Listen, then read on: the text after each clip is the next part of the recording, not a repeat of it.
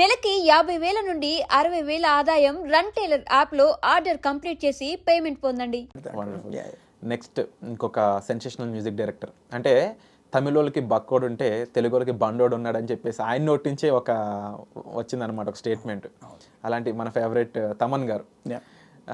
తమన్ గారి సాంగ్స్ ఏంటంటే all time హిట్స్లో ముఖ్యంగా హెవీ బీట్ అనేవి చాలా ఇదనమాట.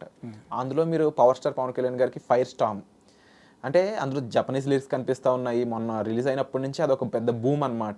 ముఖ్యంగా అందులో లిరిక్స్ చాలా హైలైట్ ఉన్నాయి, చాలా కొత్తగా ఉన్నాయి. ఎలా వచ్చింది ఈ కాంబో, ఎలా క్రియేట్ అయింది, అండ్ ఈ ఆపర్చునిటీ స్టార్ట్ అయ్యాక ఎన్ని రోజులు పట్టింది, సాంగ్ ఎలా జరిగింది? సో ఇదేంటంటే మీరు బాగా అబ్జర్వేషన్ బాగుంది, మీది బాగా చెప్పారు. సో సుజిత్ గారు, తమన్ గారు వాళ్ళిద్దరిది మొత్తం క్రెడిట్ 100% ఆల్మోస్ట్. యూనో వాళ్ళకి చాలా మంచి విజన్ ఉంది. ఇఫ్ యూ అంటే మనకి వీడియోలో కూడా ప్రస్ఫుటంగా కనిపిస్తుంది ఆ విజువల్. మీకు అది డిజైన్ చేసిన విధానం I think one of the best lyrical videos ఇప్పటిదాకా వచ్చిన తెలుగులో నా మటుకైతే. ఎందుకంటే దాంట్లో సో మచ్ ఆఫ్ డీటెయిలింగ్ ఉంది. Sujith is a big fan of Pavan Kalyan. So అందుకని ఆయన చాలా డీటెయిలింగ్ ఉంది. లైక్ ఆయన ఇదివరకు మూవీస్ లో క్యారెక్టర్ల పేర్లు కానీ అవన్నీ కూడా ఉన్నాయి. మీమ్స్ లో ట్రెండ్ అవుతుంది. అంటే ఆ క్యారెక్టర్స్ కి ఉన్న క్వాలిటీస్ వర్ణిస్తూ గబ్బర్ సింగ్ అంటే ఇట్లా అని. అవును, అంటే మీరు ఒక పాట చేసి బయటికి తీసుకురావడం కదా, దాన్ని ఎంత బాగా చేద్దాం అన్నది తపన అనమాట దాంట్లో. లేకపోతే ఇప్పుడు మనం అడగం కదా, ఇప్పుడు అవన్నీ పెట్టారా పెట్టలేదా అడగం, కానీ దే వాంట్ టు డూ అంత డీటెయిలింగ్ చేయాలనుకున్నారు. అలానే అది జపనీస్ లిరిక్స్ ఎందుకున్నాయి అన్న దానికి సినిమాలో జస్టిఫికేషన్ ఉంటుంది. సో ఆ జపనీస్ లిరిక్స్ అది అవసరం అనమాట, అందుకని ఉన్నాయి. సో అది కూడా తమన్ గారు యొక్క థాట్. చాలా మంచి డిజైన్, సౌండ్ డిజైన్. నాకైతే మైండ్ బ్లాస్ట్ అయిపోయింది. చాలా వర్స్టైల్ సాంగ్ అనేది వస్తున్నాయి మాటలు. ఎందుకంటే ఒక పక్కన ర్యాప్ ఉంది, ఇంకో పక్కన జపనీస్ లిరిక్స్ ఉన్నాయి, ఇంకో పక్కన రాజ్ కుమారి గారు ర్యాపర్, అలాగే మీ లిరిక్స్ ఉన్నాయి, తెలుగు మిక్స్ ఉంది. సో ఇంత వర్స్టైల్ సాంగ్ ఇప్పటివరకు చూడలేదు అనే విధంగా కూడా వినిపిస్తూ ఉంది. మీకు ఇది రాయమని ఎలా చెప్పారంటే ఎలా కావాలన్నారు ఈ సాంగ్ చెప్పినప్పుడు? ఈ సాంగ్కి ఫైర్ అండ్ స్టామ్ అనే పేరే చెప్పారు అప్పుడు మీకు, లేదంటే అసలు ఎలా స్టార్ట్ అయింది? ఫైర్ స్టామ్ అనే చెప్పారు. ఇది నాకు ఒకరోజు సుజిత్ గారు తను ఫోన్ చేసి ఇలా సో అండ్ సో కొన్ని లైన్స్ రాసి పంపించండి అంటే నేను రాశాను. ఆయనకి నచ్చి దెన్ తమన్ గారిని కలిసాం. మేము కలిసిన తర్వాత అది ఆయన అప్పుడు ఇంకా ట్యూన్ చేస్తూ ఉన్నారు. సో ఇది ఒక మంచి జర్నీ, మిగిలిన అన్ని పాటల కన్నా ఇది ఒక మంచి జర్నీ. ఎందుకంటే నేను దాదాపు ఒక 20 రోజులు ఉన్నాను వాళ్ళతోనే, ఇక కంప్లీట్ ట్రావెల్. ఆ ప్రాసెస్లో లిరిక్స్ని రకరకాలుగా అప్రోచ్లు ట్రై చేయడం, ట్యూన్ని ఇంకా రకరకాలుగా ట్రై చేయడం, అదంతా చేసి ఫైనల్గా ఇప్పుడు మీరు వింటున్నది అన్నమాట. అయితే దీంట్లో ఇంపార్టెంట్ పాయింట్ ఏంటంటే నాతో పాటు విశ్వ గారు కూడా రాశారు ఈ దీంట్లో లిరిక్స్. సో ఇది కొలాబరేటివ్ ఎఫర్ట్ అనమాట. అంటే ఒక రచయిత ఇంకో రచయితతో కలిసినప్పుడు అది ఎలా ఉంటుంది? కాస్త ఫైట్ ఉంటుందా, లేకపోతే ఫ్రెండ్స్ లాగా నచ్చి పర్లేదు ఇద్దరం కలిసి రాద్దాం అలా ఉంటుంది? అంటే ఇది చాలా తక్కువ సందర్భంలో జరుగుతుంటుంది, చాలా రేర్గా జరుగుతుంది.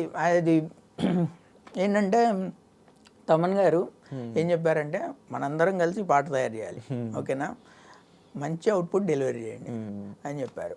సో నాకును విశ్వ గారికి చాలా మంచి ర్యాప్ కుదిరింది. సో ఐ థింక్ ఒక 5 రోజుల దాకా మేము టుగెదర్ ఆ లిరిక్స్ పైన పనిచేసాము కలిసి. అండ్ దెన్ ఈవిడ మన రాజమ్మని ఆవిడ కూడా ఉన్నారు కదా, ఆవిడ, అండ్ దెన్ ఈ జపనీస్ లిరిక్స్ అన్ని. It is a collaborative effort. General actually హాలీవుడ్లో కొలాబరేటివ్ రైటింగ్ అనేది జరుగుతుంది అనమాట. So we sit and then explore the thoughts, right. ఇప్పుడు మనం ఇలా చేద్దాం, అలా చేద్దాం, ఓకే జపనీస్ పెడదాం, ఓపెనింగ్ జపనీస్ పెడదామా, ఇంగ్లీష్ పెడదామా. అంటే ఇందులో పవన్ కళ్యాణ్ గారికి కూడా ఏమన్నా అంటే బాగా ఉందా ఈ డెసిషన్ తీసుకోవడానికి? ఎందుకంటే ఏమే రాజా అని ఒక హిందీ సాంగ్ తీసుకురావడం కానీ, లేకపోతే గుడుంబ శంకర్ ఒక ర్యాప్ సాంగ్ తీసుకురావడం కానీ, కాస్త ఇన్నోవేటివ్ ట్రయల్స్ ఆయన చేస్తూ ఉంటారు, లేకపోతే ఆయన సినిమాలో జరుగుతూ ఉంటాయి. ఇప్పుడేమో చూస్తే జపనీస్ కంప్లీట్గా. సో ఎలా అనిపించింది ఆయన పాట? ఆయన ఇన్పుట్స్ ప్రాబబ్లీ సుజిత్ గారు చెప్పగలుగుతారు, అంటే వాళ్ళిద్దరు కమ్యూనికేట్ అవుతారు కాబట్టి. కానీ నాకు ఇన్పుట్స్ వచ్చింది మాత్రం ఫ్రమ్ తమన్ గారు అండ్ సుజిత్ గారు. వాళ్ళకి విజన్ ఉంది, నాకు చెప్పినప్పటి నుంచి they had this vision. So నేను ఫస్ట్ అయితే ఒక జపనీస్ ఓపెనింగ్ తోటి ఒకటి రాశాను actually. So then we thought opening Japanese చాలా ఇంట్రెస్టింగ్ ఉంటుంది, కానీ దెన్ మేబీ హుక్ అవుతుందా లేదా అని దెన్ ఇంగ్లీష్ పెట్టారనమాట. సో యాక్చువల్ సాంగ్లో అయితే ముందు జపనీస్ ఉండాలి. జపనీస్ కూడా ఉండేది, అంటే we tried several variations. So దాంట్లో one of the thing is this final వర్షన్లో ఇలాగ ఇంగ్లీష్ Final version లో ఇది తెలుగు ఉంది. తర్వాత జపనీస్ అలా. ఎస్. అండ్ ఇప్పుడున్న జనరేషన్లోనండి జనరల్గా సాంగ్ వల్ల సినిమా హిట్ అవుతుంది. సాంగ్స్ ఏంటి అంటే మేజర్ బూస్ట్ ఏ సినిమానన్నా జనాలకు తీసుకెళ్ళడానికి. రాహుకి అదే జరిగింది. ఏమో ఏమో అనే సాంగ్ మీరు రాసింది ఏదైతే ఉందో ఆ సినిమా గురించి ఎక్కువ మందికి తెలిసేలా చేసింది ఆ సాంగ్ అని చెప్పొచ్చు. అవును. అలాగే నిజానికి మీరేమని ఫీల్ అవుతారు టెక్నికల్గా మ్యూజిక్ డైరెక్టర్స్ కానీ లేదా అనిరుద్ధ్ గారు కానీ మీరు కానీ తమన్ గారు కానీ, ఒక పాట వల్ల సినిమాకి ఎక్కువ క్రేజ్ వస్తుంది అంటే సినిమా హిట్ అవ్వడం వల్ల ఆ తర్వాత ఆ పాటకి ఇంకా ఎక్కువ ఉండిపోతుంది చరిత్రలో? అంటే బోత్ వేస్ యాక్చువల్లీ. మనకి ఫైనల్గా ఏం కావాలంటే మనం ఒక మంచి పాట రాయాలి, అది 10 కాలాలు అది హిట్ అవ్వాలి, 10 కాలాలు నిలబడాలి. దిస్ ఇస్ మన end of the goal, right? End goal. అయితే మీరు అడిగిన పాయింట్ ఏంటంటే ఒక ఆర్టిస్ట్గా మనకి ఇప్పుడు మన పాట హిట్ అవ్వాలి, కానీ అట్ ద సేమ్ టైం అది సినిమాకి కూడా హెల్ప్ అయ్యి సినిమా కూడా హిట్ అవ్వాలి, రైట్? ఇప్పుడు సపోజ్ మన పాట చాలా పెద్ద హిట్ అయ్యి సినిమా ఆడకపోతే కూడా ఆ తర్వాత అంతగా వెళ్ళదు. లేదా అందరు కలిసిన వాళ్ళు బాగా రాశారండి మీరు, సినిమా ఆడుంటే బాగుండేది. అది యాక్చువల్లీ ఒక ఆర్టిస్ట్గా మనకు అది కాదు కావాల్సింది, మనకి పాట హిట్ అవ్వాలి, సినిమా కూడా హిట్ అవ్వాలి.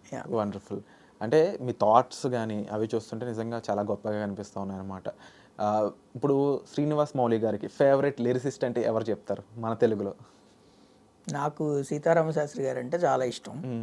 ఆయన నాకు ఒక లిరిక్ రైటర్గా మాత్రమే కాదు, యాక్చువల్లీ ఆయన నాకు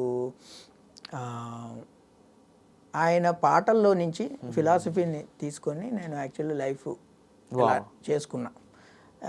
ఆయన్ని నేను చాలాసార్లు కలిశాను. సో ఆయనకి నేను అభిమానిని. వండర్ఫుల్. సో నేను ఒక పాటల రచయిత అయ్యే కన్నా ముందు నేను అసలు ఫస్ట్ సీతారామ శాస్త్రి గారి అభిమానిని, ఆయన ఫాలోవర్ని. అభిమాని అంటే కట్అవుట్లు పెట్టడం అది కాదు, ఆయన చెప్పేవి ఫాలో చేసేవాడిని నేను. ఆయన పాటలు మీకు బాగా ఫేవరెట్ పాట అంటే? చాలా పాటలు ఉన్నాయి, ఒకటని కాదు. యాక్చువల్లీ నేను ఈ మధ్య అభిమానులందరూ కలిసి పుస్తకాలు రాశాను, ఆయన గురించి పుస్తకం రాశారు. దాంట్లో నేను లాస్ట్ ఇయర్ రాశాను, ఈ ఇయర్ ఎడిటర్గా బాధ్యత తీసుకున్నాను. సో దాంట్లో కూడా ఇది అంతా రాశాను, నాకు ఆయనతోటి జర్నీ అలా అని.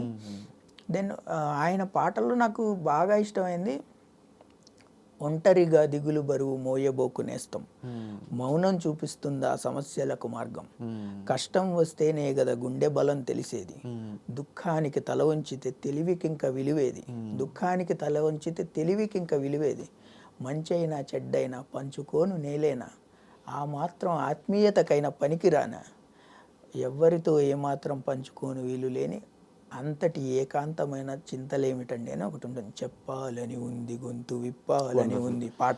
ఒక విప్లవ గేమ్ లాగా అది అనిపిస్తూ ఉంటుంది. అట్ ది సేమ్ టైం అది ఒక కమర్షియల్గా కూడా మనకి అందరికీ నచ్చుతుంది. అంటే ఇప్పుడు when you are low, if you are in a room midnight ఒక 2 గంటలు, there is nobody to talk and then you have so much pain for example అనుకోండి.